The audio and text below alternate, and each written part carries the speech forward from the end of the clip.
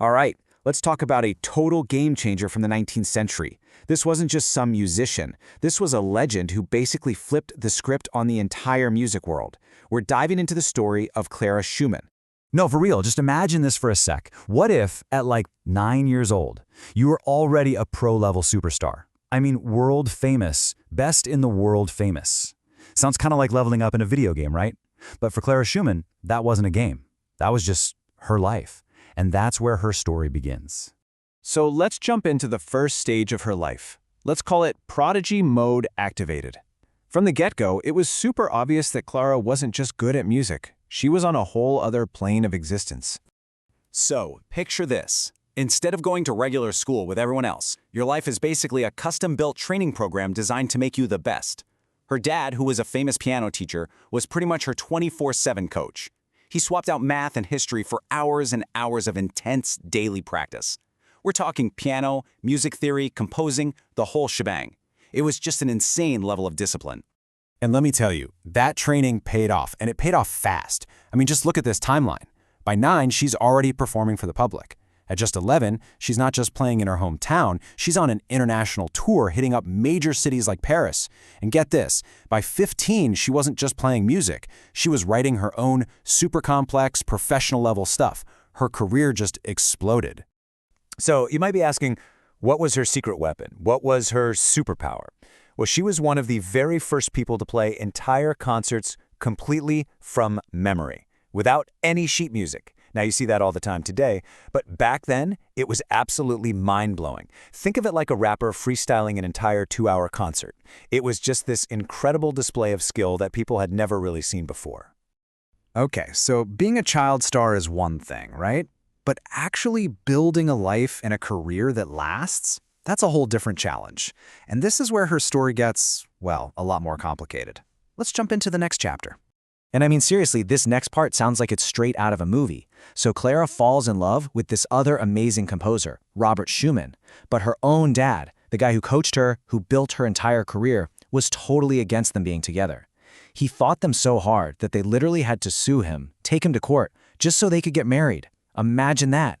It was this huge personal showdown with the guy who was supposed to be her biggest supporter. And once she was married, her life became this incredible balancing act. I mean, just look at this. On one hand, you have the world-touring artist composing music, and she's the primary breadwinner for the entire family.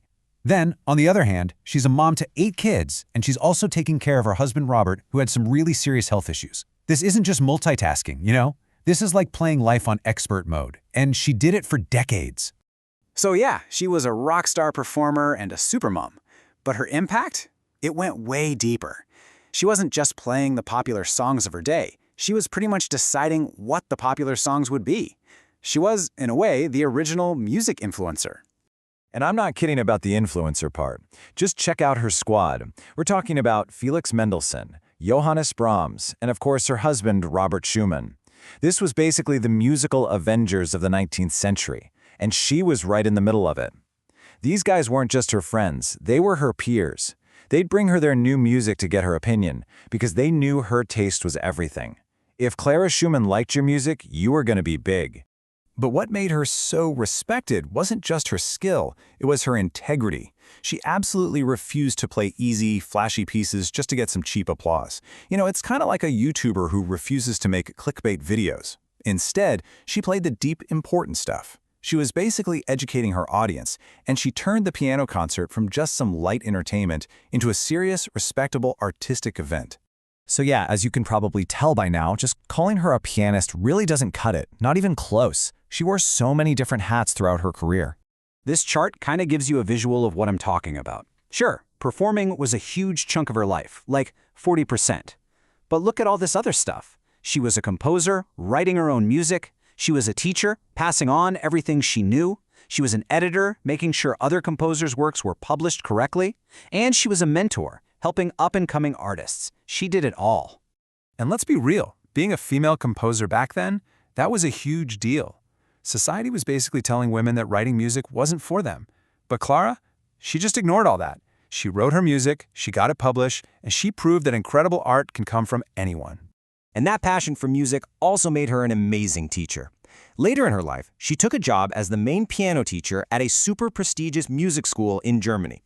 People literally traveled from all over the world hoping to get a chance to study with her. See, she wasn't just content being a star herself. She was dedicated to creating the next generation of them. So how do all these pieces fit together to make her a total legend?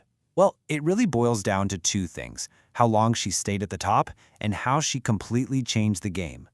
60+ years. Just let that number sink in for a second. She had a professional career that lasted for over 60 years. That's insane. It's almost unheard of for any artist in any time period. To stay at the absolute top of your field for that long is just incredible. And she didn't just play for a long time, she actually changed how people play the piano. Okay, so think about it like this. The old way was super stiff, mostly just using your fingers. But Clara came along and introduced a whole new technique, using the weight of your entire arm. It might sound like a small change, but it was absolutely revolutionary. It allowed for a sound that was way richer, more powerful, and way more emotional. It's pretty much the basis for how people play today. And if you need any more proof of just how huge her legacy is, well, her face was on German money. I mean, come on. When they put your face on the currency, you're not just a famous artist anymore. You're a national icon. It shows her impact went far, far beyond just music. And really, this is the most important thing to take away from all this. For way too long, a lot of people just knew her as Robert Schumann's wife. But that's not the real story. History finally sees her for who she was, a powerhouse all on her own. She was a prodigy, an innovator, a composer, a legendary teacher, and without a doubt, one of the greatest pianists of all time. So Clara Schumann saw the rules of her world and just didn't accept them. She used her incredible talent, her insane work ethic, and her resilience to forge her own path. Which kind of leaves us with one final thought. What rules in your world are just waiting for someone like you to come along and break them?